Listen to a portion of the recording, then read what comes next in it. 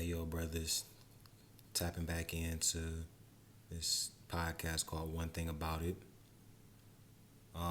They're talking, they're talking about the concept of, a woman, this, for lesser, lack of better terms, playing with herself down there. Um, let's just tap into this and I'm going to talk about it. Don't definitely. I'm someone that I understand what you're saying. Like I am pro masturbation because I'd rather you learn say, look with at my your shirt. yeah. When in doubt, rub one out. Because one thing about Brothers, we got to understand something. Look, you performing that self-pleasuring act on yourself is far safer, especially for a woman, is far safer than you allowing another man to penetrate you and a bunch of random men penetrating you and risking the possibility of pregnancy and being a single mother and being an HOE and things of that nature. I get it 100%. I get it 100%. But something we have to understand is this is that orgasm that you have, that feeling that you have, that sensation that you receive from ejaculation, be it man or woman, that is something that you are supposed to experience with your spouse so that you could become chemically addicted to them. This is just reality, hormonally addicted to them. There are extreme levels of oxytocin that are released when you have an orgasm. Oxytocin is known as the love hormone. You receive subtle hits of oxytocin when you hold a person's hand for a long time, or when you kiss a person, when you hug a person, when you're cuddling with someone. These are releasing oxytocin hormones. And sexual intercourse, the highest levels of oxytocin are going to be released. That love chemical, that love hormone. And this is something that's supposed to be shared with your spouse, not your vibrator. Because what happens is now you develop a psychological, hormonal addiction and emotional attachment to yourself, to your finger, to your vibrator, to that pornographic film that you are watching. Let's understand that. This is why people say, and also the dopamine release when you're watching these things is a reward center.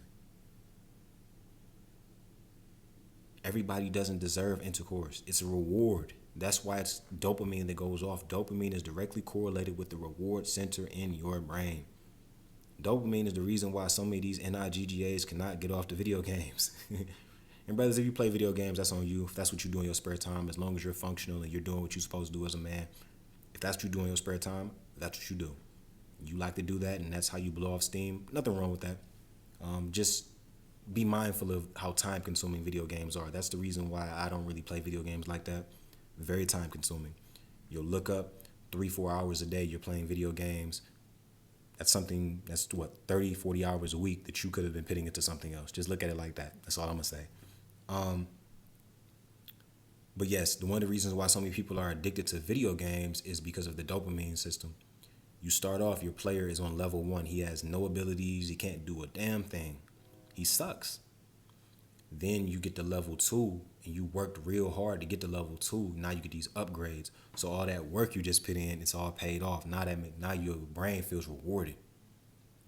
This is why guys, man, they playing 2K for months and months and months, and they get bored with the game, because once you win the championship and once your player reaches a certain place where it's 95, 96, 99 overall, and you better than everybody, you get bored with the player. And a lot of times you'll start over and just make another player so you can get those dopamine releases all over again. Let's tap back into this. I'm a masturbate. Because I feel like And these women are unabashed about it, playing with themselves. These women are extremely sexual, and they have an addiction to coming. They have an addiction to orgasming. They have an addiction, and a lot of this is a manifestation of them being alone and by themselves. This is the biggest reason why the woman today is capable of saying, I don't need a man. One of the main reasons why is because she's capable of self-satisfying herself. She doesn't have to depend on her partner for that. This is what's supposed to deepen the bond, connection, and strengthen the rapport between a man and a woman. Them sharing that orgasm together. Simple as that. Even diving into, some of the same sex relations. This is one of the reasons why a lot of women are chemically and hormonally addicted to other women when you date their studs and the dykes and stuff like that, because they're able to touch their body in a way that a man doesn't know how to or isn't unaware of. A stud or a dyke may have made them feel a certain way, and they become chemically and hormonally addicted to that feeling, and they received it from a woman. So now they're addicted to that experience from a woman. This is possible. So it's very important, man. That sex magic, that sex power, that sex spell, that shit is very important. That shit is very powerful. You got to be careful who you're orgasming with, and that includes yourself. So, brothers, when you get that feeling, that urge down there, that little tingly feeling in your little Johnson, you got to be careful, man. Got to be careful, man, because what'll happen is a lot of you brothers, especially brothers, because women can get it whenever they want for the most part, but men, if you keep doing that, man, what's going to happen is you're going to continue to tell yourself subconsciously, whenever I get this feeling, I could just do it with myself. I don't need to go out here and get a woman. And that's how you have a lot of incels. That's how you have a lot of brothers that go 5, 6, 7 months without getting none, because they continue to play with themselves. Every time you get that feeling or that urge, you should be saying to yourself, let me work out. Get that feeling or that urge. Let me go get a woman. Let me go talk to a woman. They don't talk to her all thirsty or nothing like that. Let me go put myself in a position where I can be in an environment where there are women at. Simple as that, man. You got a heart. I mean, you really don't even have to approach a lot of these women, man. Brothers, eye contact is very important when you're dealing with the woman. And some brothers know that, but in general, just making eye contact and not being creepy with it, but just learning how to make eye contact with the woman. If you can make eye contact with the woman and y'all have an elongated stare with the woman, a woman will approach you, or she'll give you signals to approach her. Nonverbal communication is probably one of the strongest and most powerful forms of communication there is. Nonverbal communication and body language. Because it's not what you're saying, it's what you're showing. This is how the FBI and detectives, they're able to tell if a person is lying just by looking at them. Looking in their eyes. Looking, do they look their eyes a certain way? Are they rubbing their nose? Are they scratching themselves? Are they twiddling their thumbs? When people are nervous, they tend to twiddle their thumbs. They start to bite their nails. Are you crossing your arms, brothers? Body language. Do you cross your arms a lot? What that tells people is you're impatient or you're in the defensive. Something's wrong. Sometimes that can communicate that. Non-verbal communication is very important when it comes to you approaching a woman. Now, I say that because there's a lot of brothers that have a hard time dealing with women. It's safer for you to learn yourself than to have multiple partners, and they, like you said, probably aren't doing, learn yourself so that when you bring somebody. There's nothing wrong with a woman learning her body and learning where she likes to be touched and how she wants to be touched and things of that nature for herself necessarily. There's nothing wrong with that. Can't get mad at that at all. Learning what you like. Problem is, people don't have open discussions when it comes to the sexual aspect of things. And really what a woman wants you to do is read her mind. And what makes a man really good in the bedroom department is how good is he able to read that woman's mind. Like I said, brothers, women communicate verbally, but they also communicate passive-aggressively and non-verbally. A lot of women, a lot of brothers, they'll be cuddling with a woman and she keeps throwing her behind on you, keep rubbing her behind up against you because she wants you to get up in her and send her to Pound Town. Just the reality of it. She's not going to say, oh, I want you to get inside of me. No, she's going to have a passive-aggressive way of communicating. That's how women are.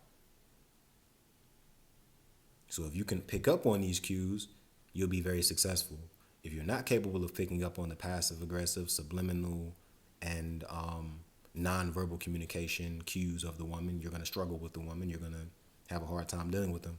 And you're going to wonder why they're with the bad boy types. Yeltsin, exactly, because I think that women aren't as vocal with what they want from their partner as they Ding, ding, ding, ding, ding, ding, ding, ding, ding, ding, ding. Didn't even have to watch this to know she was going to say that. Didn't even have to watch it. Ding. Women are not vocal. Women communicate in a non-verbal way. Didn't watch this whole video in its entirety, brothers. Just clicked on it and saw it. Didn't even have to know. Brothers, that's how women communicate. They communicate in a non-vocal way. They want you to read their mind. And the only way that you can really read their mind is through not understanding non-verbal cues. Should be. Men are definitely vocal. They'll tell you what to do and how to do it.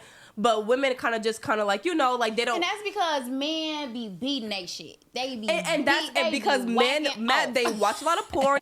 Yes, brothers, you have to beat that meat beating addiction. You got to get over it. You got to get through. You got to get over that meat beating addiction. You got to overcome that, man. I know the pornography, it does not help. It does not help. But you got to get off of that stuff, man. You got to get off of it. You got to completely say no to it and reject it. And you have to, once again, get out here and get you a woman. Like, get you a woman, man. That dudes that's single and don't got no woman and they just in there playing with themselves all day, you're going to continue to be on that same path if you continue to do that to yourself. And they know exactly what feels good and how to do this and how to twist it and pull it, all that shit. But women don't do it as often as they should. Because of the shame associated with it. Again, we're ladies. We're not supposed to like sex. It wasn't. It's not that you're not supposed to like sex. It's just that you're not supposed to be liking sex with everybody. You're supposed to be a lady on your feet, a freak in the sheets. You're not supposed to be a hound dog. You're supposed to be with one man. You're not supposed to be HOE, hoeing around. You're not. And if you do that, you are going to be frowned upon and looked down upon, as you should. Because HOE culture is not productive in any societal structure. HOE culture is what destroys the family dynamic in a societal framework. You cannot have a society full of HOEs. If everybody wants to be a HOE, nobody wants to be a wife, no one wants to be a mother. And when I say a mother, there's a difference between being a mother and a baby mother. A mother is someone that really is there, like can focus on that. And you running a household. You're one of the CEOs of a household. You're running that household. Your man is the president. He really the top, the head honcho, but you one of you upper management for real. You right up there with him. That's your job as a woman, to run a household, man. And that's what a mother is. A mother runs a household. A baby mama, she just doing whatever. And baby mama really just looks at her children as a burden for real. Doesn't mean she doesn't still take them to, the Chuck E. Cheese and all the amusement parks and get them stuff for their birthday. Doesn't mean that she doesn't do that. She does that. Buys them Jordans and their gaming consoles. Yep, she does that. Gets them stuff for Christmas. Absolutely. She does that. Absolutely. She does all those things. But once again, the baby mama looks at her children as a burden. That's why they always dropping them off at grandma's house, dropping them off at auntie's house, because they always trying to get rid of their children. They really don't want to be around their children. They want to run the streets. They have their children too young. A baby mama has her child too young. Most baby mamas are young. They don't have a man. They still want to run the streets. And it's harder for them to get into a serious relationship. Why?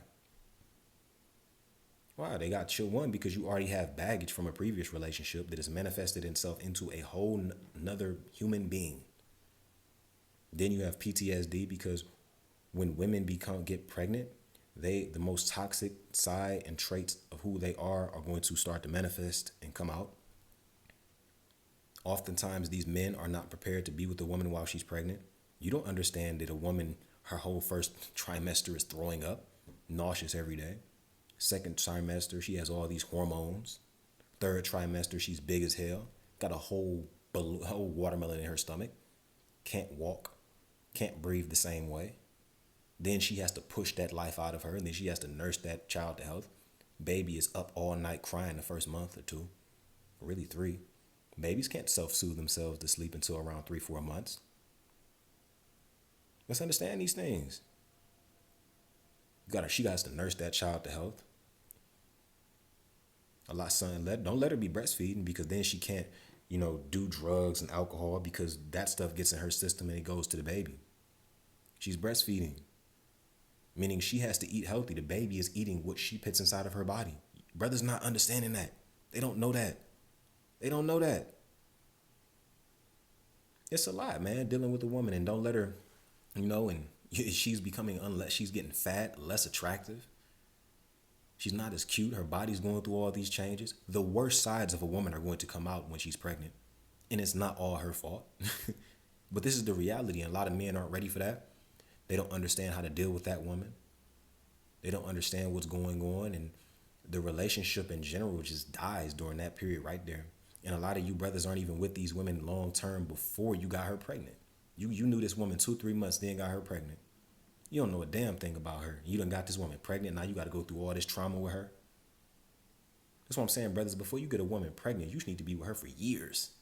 Years. You need to already know who she is first, man. And even if y'all together for years, that still don't mean you gonna know. Now she looking at you different. She's jealous because you able to do whatever you want to do. That's a hard phase, man, to get through that phase where that child is first born. She's pregnant for child's first born. And don't let her be young. She young. She still want to go out and party all. Don't nobody hit her up no more. Don't nobody want to hang out with the pregnant girl. So all her friends ain't hitting her up. These are the realities, man. Until I want to say the 1900s, where women who enjoy sex was not considered a mental illness. Like for a long time in There's nothing wrong with women enjoying sex. Once again, you can't have HOE culture. You can't have HOE culture. The strength of any strong community of people, any strong nation of people is family. The strongest nations of people on earth have a family, strong family structure, strong culture, strong tradition. Strong culture, strong tradition. I'm gonna type out of this, brothers. I think we get the point.